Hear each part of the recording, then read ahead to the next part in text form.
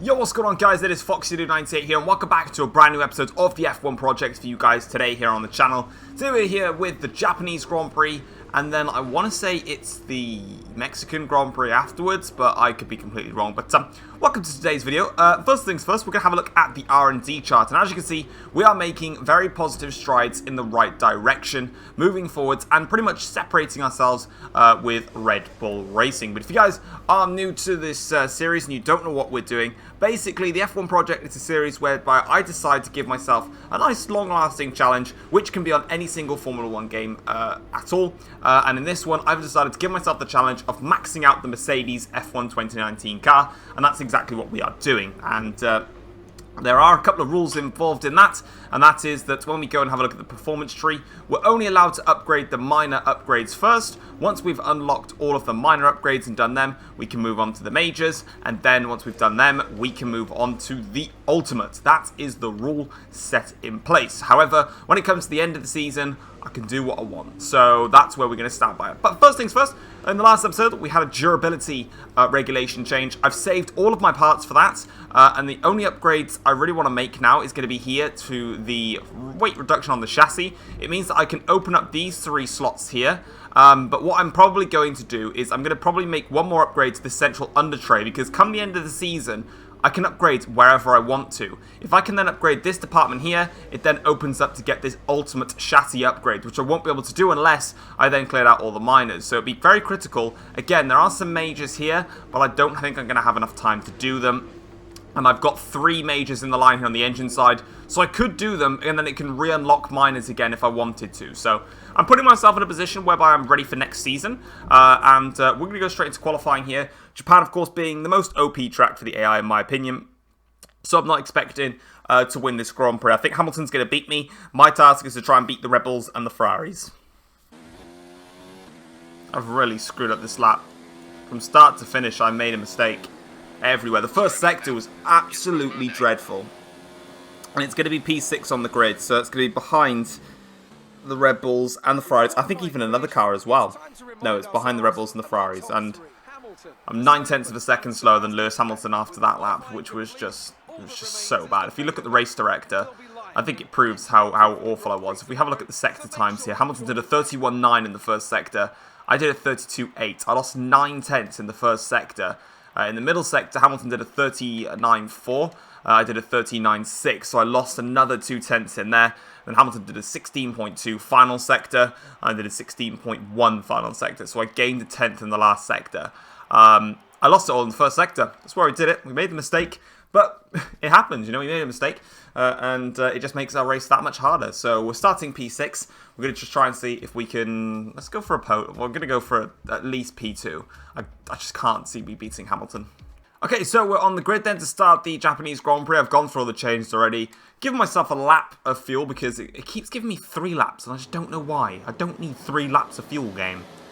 Really don't. Right, here we go. 5 lights.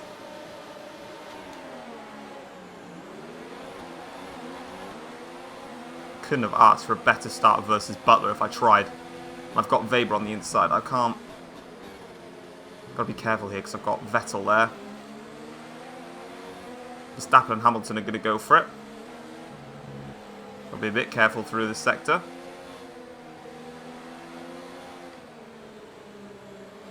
There we go. There we are. Right, okay. That's a good start to things.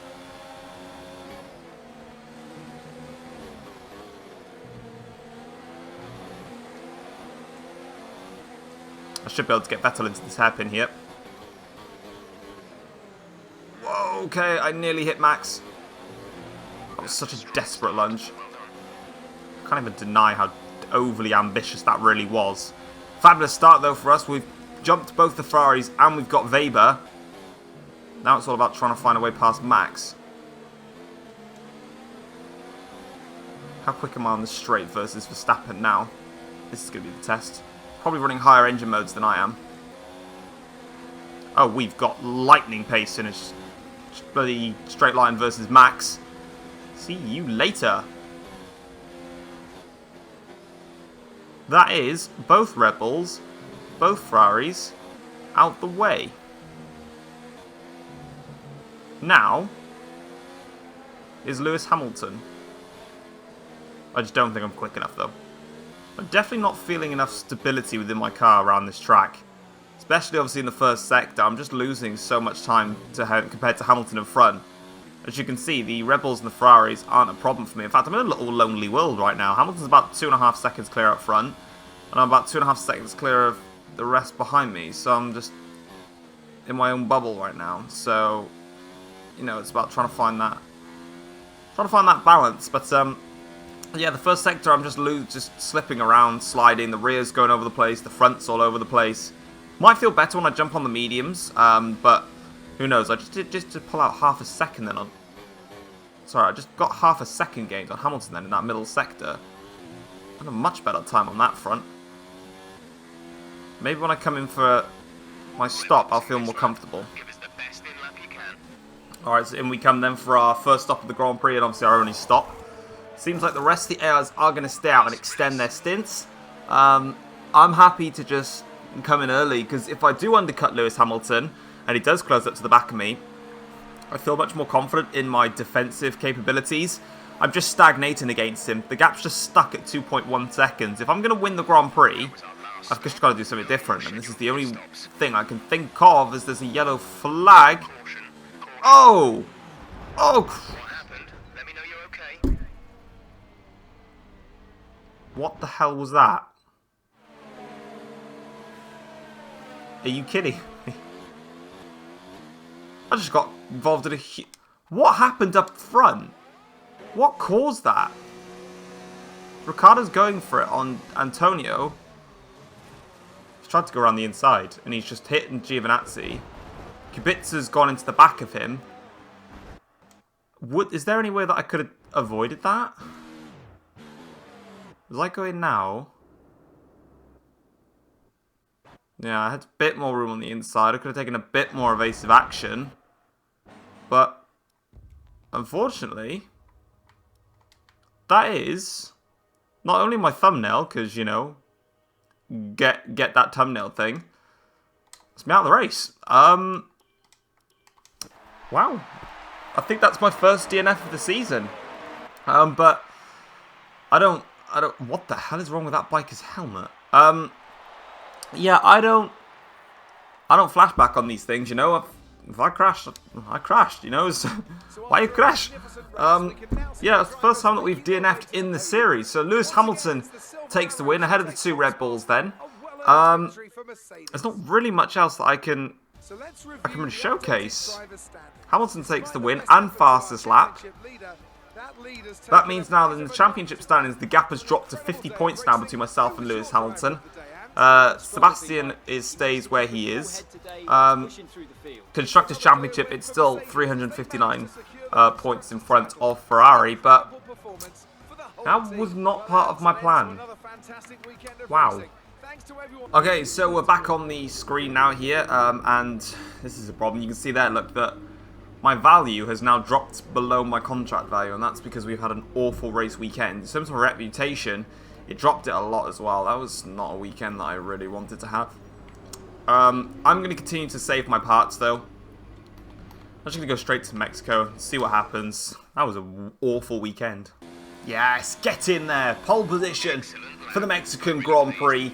That is what we needed heading into this race after the back of last one. And it means that we do get those R&D points. So for the second time in a row, we managed to clutch up those R&D points. And we obviously got pole position by 3/10 in the end. How did we actually achieve that? Where did we go faster? So 27.6 for the first sector. So we got 2/10 up on Hamilton in the first sector. We got 2/10 up on him in the middle sector. Did we? 2/10 in the middle sector? Yeah, 2/10 in the middle sector as well. And then in the final sector, we pretty much just matched. So, yeah, awesome. I mean, if I finish the race, it's better than the last race. So let's just get that into shape, Jeff. But we're on pole position for the Grand Prix itself. Hamilton alongside me. So it's going to be quite a difficult race, I think. I still think that the Mercedes and Hamilton is going to have a lot of straight line. It's going to have a lot of pace. So they were on for an age.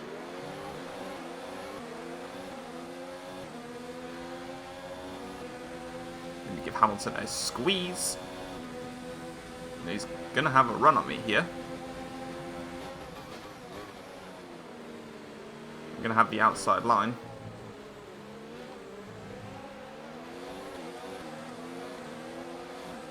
There we go. Awesome. Right. The overtake on Hamilton complete. There we are. First lap complete. Lewis Hamilton, though, still on the back of me here. I've got to weather the early storm of the AIs. I just feel like they're so much faster at the start of the race because they're using all of their engine modes very, very quickly. But here I can just defend against Lewis Hamilton. I can cut off the line. And that's me safely still in front of Hamilton. I've just got to do that pretty much until the pit stops. And then we should, hopefully, if we've got outright pace, be able to build a gap then on him. Race officials have enabled DRS. DRS is now available. This is closer from Lewis. It's going to be the same motion again. Next lap, next time he'll have DRS though, which will be a problem for me. But again, I can just brake and just take my own lines. I don't have to worry about Lewis doing... Oh, felt the rear end just unstable then. But I'm having to use a lot of my ERS at the moment. I was hoping that I'd have the opportunity to save it, but I'm not going to by the looks of it. We're approaching the pit window. You'll be on the mediums. I don't think I can hold off Hamilton, to be honest. I'm not going to lie to you.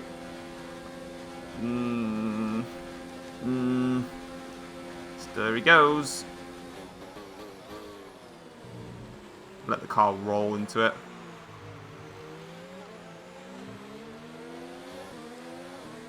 I need Verstappen and Hamilton to squabble. There's a chance. Squabble. Do something.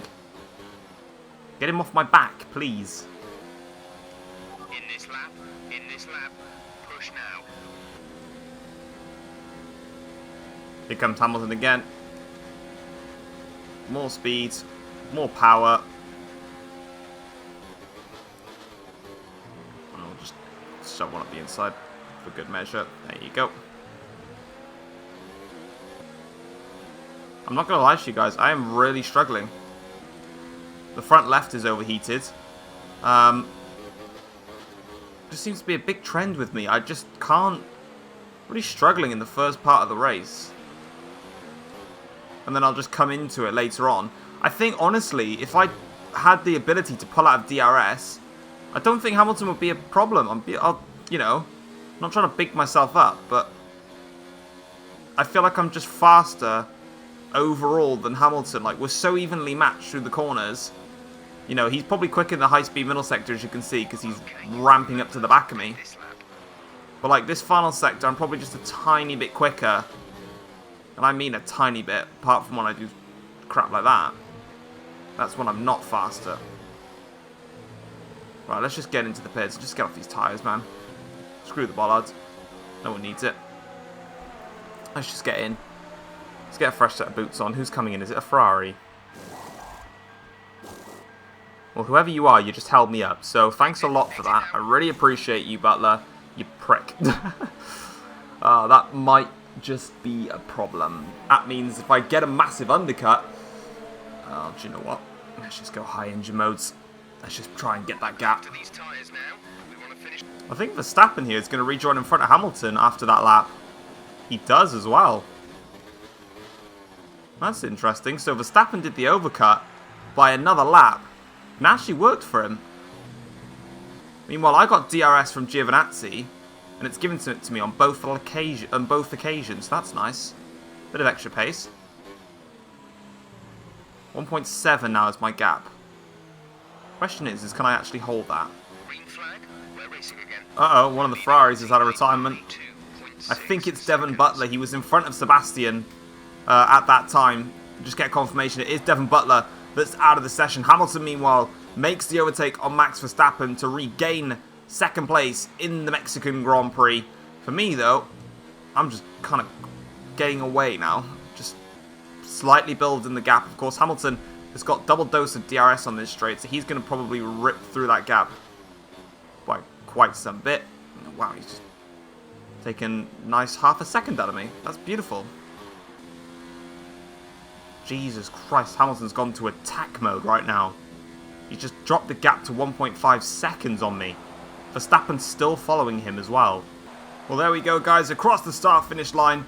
And I think we just managed to nick the fastest lap of the race as well on the last lap there. I'll have to double-check that in case Lewis Hamilton potentially beat it. But that was a phenomenal drive, really pretty much under pressure in the first stint, but as soon as, like, it's what I said, and I'll obviously leave it in the video, as soon as I got out of DRS range of Lewis Hamilton via pitting a little bit earlier, then the gap just stagnated, or in fact, just increased ever so slightly.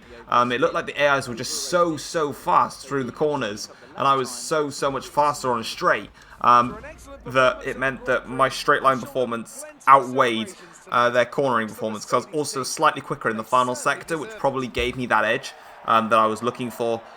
So yeah, really proud of that one. Did we end up getting the fastest lap in the end, or did we fail to do so? No, we did get it. So we did get the fastest lap there. So that's the maximum points and a phenomenal recovery from what was pretty much an awful previous race. So it's a Mercedes 1-2, Red Bull finishing 3-4, Ferrari only getting one person in the points, which might actually be critical for the Constructors' Championship. We'll have a look at it now, actually. Drivers' Championship-wise, the gap is now 58 points in the Championship, which does mean that Lewis Hamilton has to outscore me by 9 points or more. Otherwise, I will become World Champion at the US Grand Prix. Otherwise, I'll obviously become champion at the USA if that is the case. I could have wrapped up the championship today if I had not DNF'd in Japan, but I DNF'd in Japan, so what are you going to do about it? And then, let's have a little look further onwards. Constructors' Championship, gap is now 393 points between ours and Ferrari. Red Bull do close, but they're not close enough just yet in there, so great result all round. Okay, so with regards to the rivalry then, just didn't beat Vettel, unfortunately. Obviously, if we had a good result in Japan, we would have done so.